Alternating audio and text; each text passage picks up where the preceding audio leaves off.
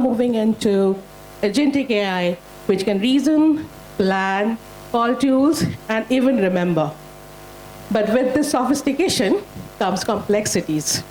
And with this complexity comes how to calculate the ROI. In this session, we are going to get over this hype and get into the real ROI maths and identify those KPIs that actually impact and can make or break your ROIs. So Rishi, get started. Thank you. And I think we were getting an option that whether to do the session before lunch or after lunch. Both are difficult ones. But I think we chose it right because the room was almost empty before lunch, right? So thanks to all of you for coming back in time. And we'll try to make this session worth it, right? And we just have about 6 minutes. So we'll try to keep it more practical, right? This is a face-off session, and our face-off started when we were choosing the topic itself. But then we both agreed that this is something which is relevant, right? We both agreed that everyone is talking about AI, but at the end, AI will matter only if there is some key KPIs which are being taken care of, right? So we'll come to the part where we disagree, like which are the KPIs Koyelia think are important and which are the KPIs I think are important. But before that, we agreed on at least one thing. That what are the 3 categories of KPI under which we need to identify that whether an architecture KPI is more important or a pricing KPI. And that's very simple to remember, right? At the end, anything that you do in business, anything that you do in life, you're running it for only 2 things. And I think everyone will agree. Increase the revenue or reduce the cost. Am I right? All the organizations are just having these 2 purposes. So that's where efficiency and value, those are the 2 categories that we have chosen. And third one, which is very important in this, is the quality of output. Because at the end, we need to ensure that you are making that quality profit, right? So that's where these 3 categories, cost, performance, which is the quality, and third one is the value realization, which is actually the final output, right? So Koyelia, over to you. What's your thought around the first one, the cost optimization? Sure. And this one starts with compute utilization, optimization. How do I do that? Everybody knows here, and I'm sure because everybody's coming from the AI ecosystem, and I was actually speaking to someone in the lunch as well.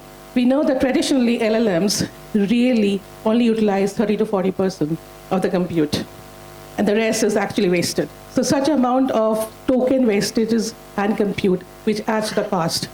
With Agentic AI coming in, this has now slightly changed.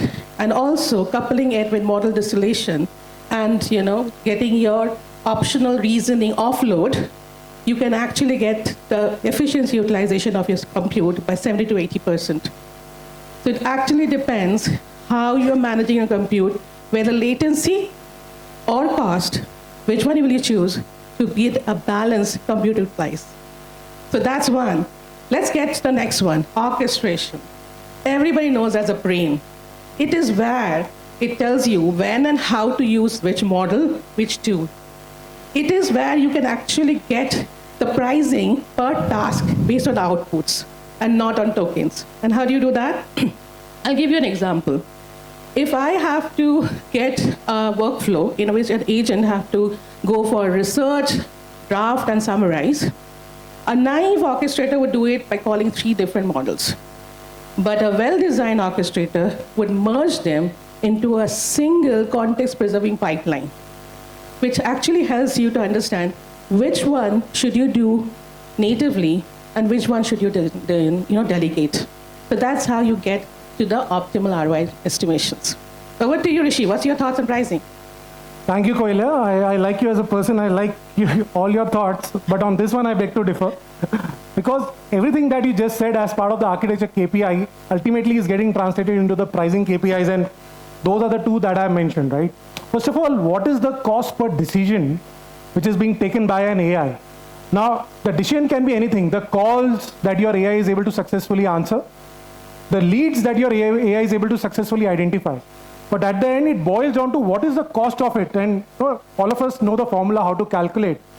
You accumulate, be it your cost of orchestration, your model cost, your compute cost, everything come together. But basis this, you are able to take a call whether it is cheaper or expensive rather than a human doing it.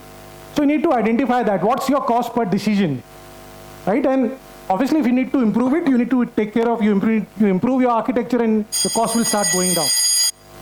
Second one is, okay, once you have identified it, the inference cons elasticity. So if you start scaling that particular AI, if you start scaling that particular decision, will your cost relatively go up or down, right? Again, what you just said about architecture is being captured by that KPI, right? So that's my point on this first point of cost. With our time being very less, I'll try to just, persistent with my knowledge of tools. Okay, I don't know if anybody got my joke, but what I meant was tool depth is how many layers your agents go into to actually get to complete a task. And memory persistence actually help them to do it faster, because if they have the memory, they can actually do it much more personalized manner. Otherwise, they have to start from beginning, right? All tokens, all computes be used again.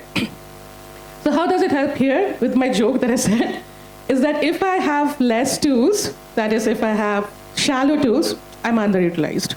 If I have too deep tools, I am actually eating a lot of compute and my latency is high, my cost is exploding. So having the balance is what is important, and having the balance of time is what is important now. Thanks. See, at the end, Koyelia, absolutely agree with what you said, but that feeds into, again, the pricing KPI of quality.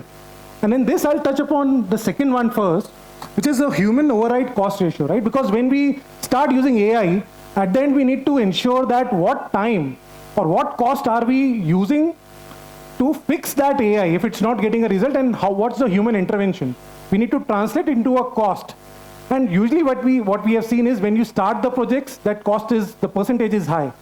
Eventually, that human override cost ratio needs to come down. That will be a true reflection that your architecture KPIs are getting better. Plus, there is human in the loop, but at the same time, it is not to a large extent, right? And this is the final category, the value realization. We cannot end it without this, actually. This is actually tying the both of our point of views. And it is time to market versus total cost of ownership. Composable platforms like UI helps you to get agile, but custom builds gives you the transparency, the strength, the control, and the performance at your own hands. And centralized versus federated agents. Centralized gives you global control and consistency, whereas federated gives you elasticity and a lot of momentum to quickly change and optimize them. So which one should we go with? That's the ROI. And that will tell you what pricing you should build. Thanks. And just final point from my side. This KPIs basically talk about when will you break even. And you need to start thinking about it from the beginning, because you need to set the right expectation with the business. Will it take 3 months or 6 months or 1 year? Right? So that's your cost recovery time, which you need to be very clear to manage your CXOs. Second one is price per outcome. So this, while talks about the price per decision, but at the end, that decision leads to a outcome, right? Whether your sale is successful, whether the lead that you identified, whether the ticket that you're resolving is resulting into a positive client experience. So those are the KPIs which eventually will make the difference in a real corporate. And I think the overall conclusion is that while the ROI of agentic AI is in balancing what is the cost of thinking and how well you think, right? And that's what basically the architecture and pricing KPIs reflect. Absolutely. How it's no longer how intelligent my system is, it's how efficiently my system is intelligent. Thank you everybody.